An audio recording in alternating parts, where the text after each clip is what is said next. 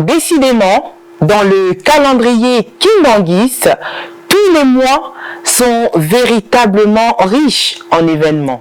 Mais le mois d'octobre est si particulier car à peine nous venons de célébrer ce 3 octobre 2024 les 103 ans de la condamnation de Papa Simon Kimbangu par le tribunal de Tishville. Nous revoici une fois de plus à travers une date, une histoire pour célébrer le triomphe d'un homme face à la mort. Un homme mystère, l'homme de 1921. Et oui, c'est le mois de la gloire, car un certain 12 octobre 1951 à Elisabethville, Papa Simon Kimbangu décide de changer son enveloppe physique. Papa Simon Kimbangu venait de renaître en Kamba. Tout un mystère, n'est-ce pas? C'est ce que va tenter d'explorer ce 18e numéro de la 2e saison de votre magazine consacré à l'œuvre et à la mission de Papa Simon Kimbangu. Simon Kimbangu, hier, aujourd'hui et éternellement, c'est le récit que nous vous proposons à travers une date, une histoire.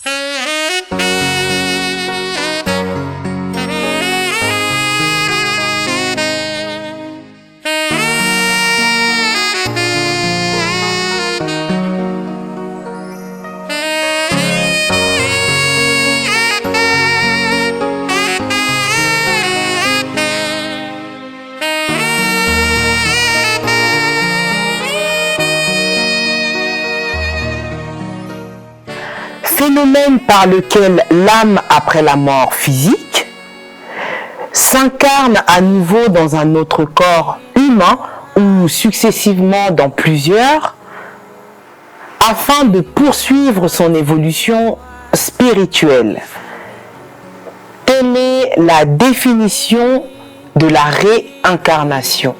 Rassurez-vous, ce n'est pas ma définition, c'est la définition du Centre national des ressources textuelles et lexicales que vous pouvez retrouver dans bien des dictionnaires.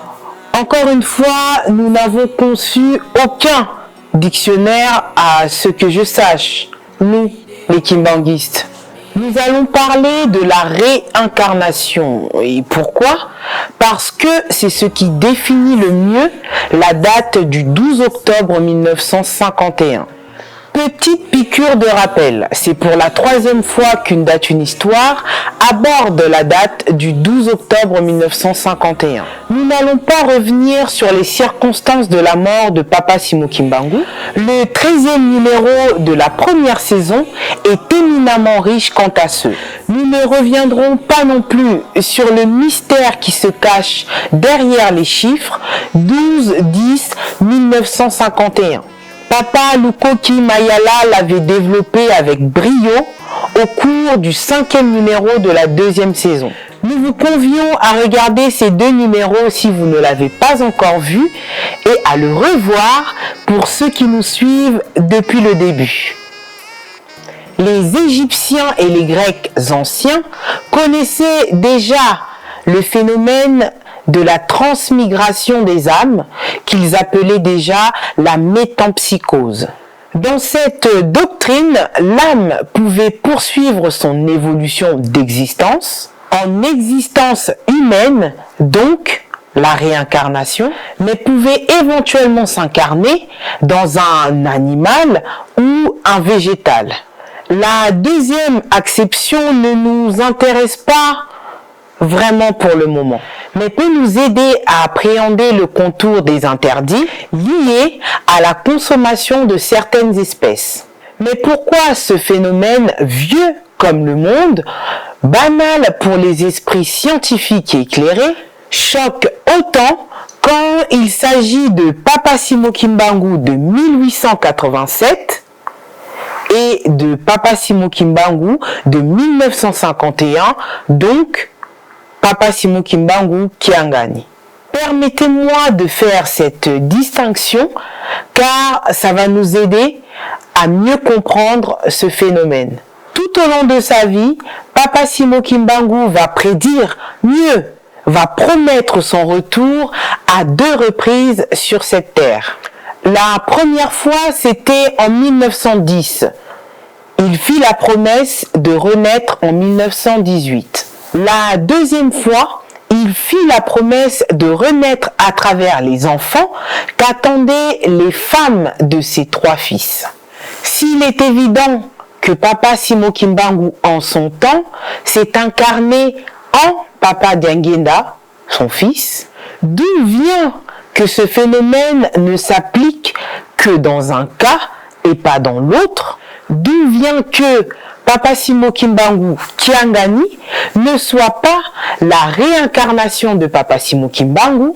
Évidemment, notre foi sélective, doublée d'une cécité spirituelle, nous empêche de voir et de croire en la vérité pourtant claire et limpide comme de l'eau de roche.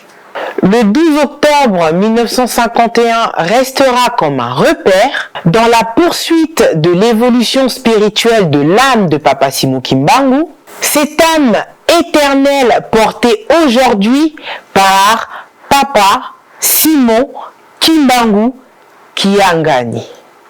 Mais nous ne devons pas perdre de vue que l'une des missions de Papa Simo Kimbangu fut l'instauration d'un nouveau rapport à l'existence. Sa mort va augurer un processus de vie sur Terre de génération en génération.